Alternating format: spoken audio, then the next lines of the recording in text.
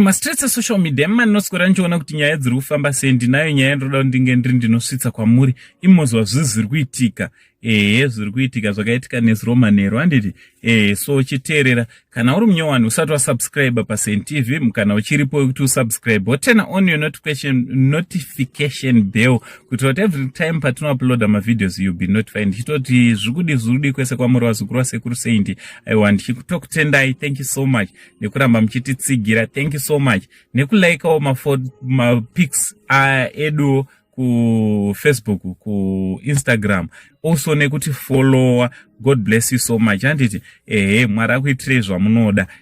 So nyaya ndauya nayo wazukuru inyaya yetsaona yakaitika kune macelebrities edu. Wekutanga ari Jammaster uyo yakaita tsaona nemotikari yakapiwa after asaina contract yebrand ambassador nebank.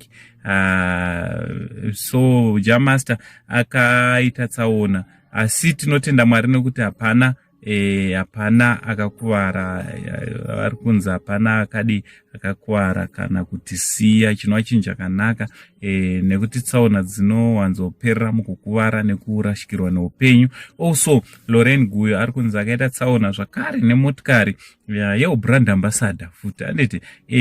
Vazukuru unobva watoshayiwa kuti chii chiri kuitika, asi tinotenda Mwari zvakare kuti haana kukuvara, hapana akakuvara, motikari ndo yakakuwara asi iye ari right handiti.